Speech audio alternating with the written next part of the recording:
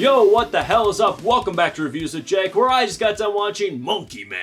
If you are not new here, you have heard me countless times saying that the new bar for fight choreography in action movies in terms of hand-to-hand combat has been reset due to John Wick. But it's not just me that says it. You hear it all the time whenever a new action movie comes out. You hear all of the buzz saying it's like John Wick, but with this. John Wick is the new standard. And more often than not, as far as I can tell, they always swing for the heavens and fall short because they just don't have the choreographed craftsmanship that franchise possesses. Sisu from last year was a prime example of this. The trailer, the buzz, the hype around it was saying it's John Wick but fighting Nazis. And I'm excited, and then I watch it and I'm like, these two are not the same. But at the same time, every now and then we get a movie that comes out, an action film that deserves to be spoken in the same breath as the John Wick franchise. It's that upper echelon of action film. The Extraction films on Netflix with Chris Hemsworth, for example. Like, those are not quite to the Wick heights,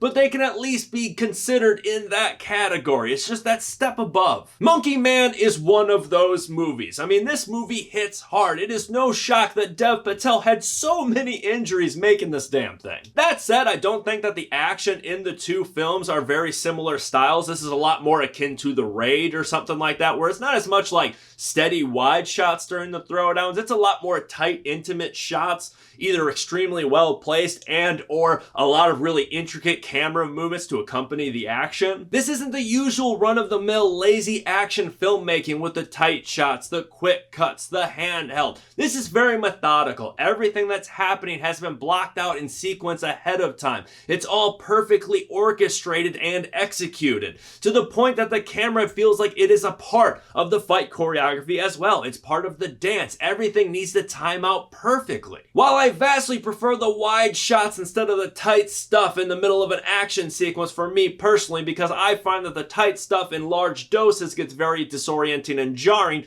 I do think that this action style works very well for the overall vibe of this movie. Why? Well, because we're not in the expensive, lavish world of John Wick, this secret society of assassins dealing with millions and millions of dollars. This is a lot more claustrophobic and grimy and gritty, and the production of this film reflects that. Let's start with the color grading, because this film's colored so well. All of it reflects that of like very hot and muggy, and everyone has a thick layer of sweat on top of them. You're looking at it and you're feeling like you're sitting underneath a heat lamp, even when it's in a very vibrant and colorful locale in the more rich person's part of the film. Everything just kind of has this same look. And this is accentuated by the sound design. It's very meticulous. The soundscape of this film is very chaotic. There's a lot going on, and it kind of conveys that message of discomfort. There is no peace and quiet here. It's just loud. Even the subtleties of like a buzz or a hum from a nearby industrial-sized light fixture, or the lack of bass in someone's voice as they're talking because they're in a big metal factory of a room and it feels like they're just in a big metal box, so their voice is very thin.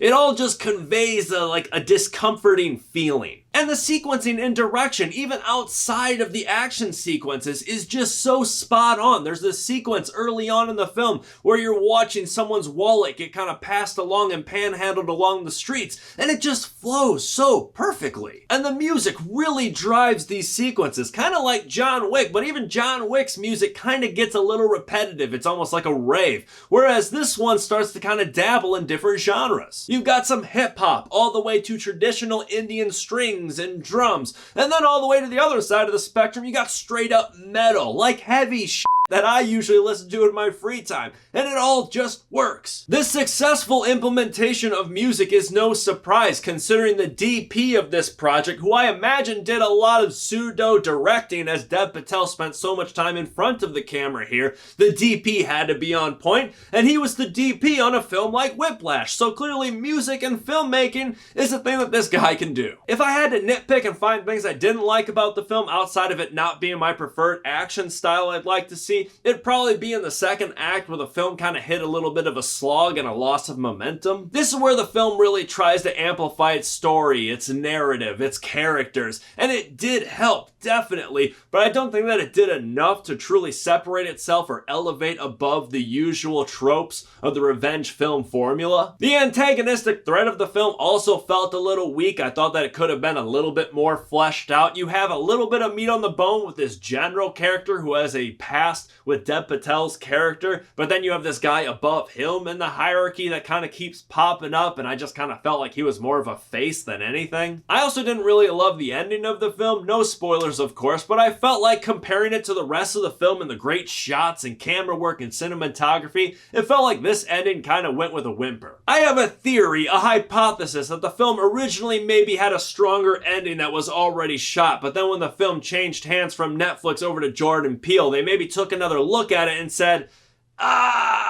we don't want to do that quite yet. I don't want to shoot anything more, but let's just remove a few aspects and call her good. That said though, all in all, I enjoyed the hell out of this movie. It was a lot of fun. It was the bloodiest good time I had in a movie theater on my birthday weekend from a directorial debut since the 2013 remake of Evil Dead. Go check this one out. But that is just me. What do you think? Let me know if you agree or disagree in the comments below. And make sure to subscribe to this channel to stay up to date with new reviews coming real soon. Stay safe. Thanks for checking in.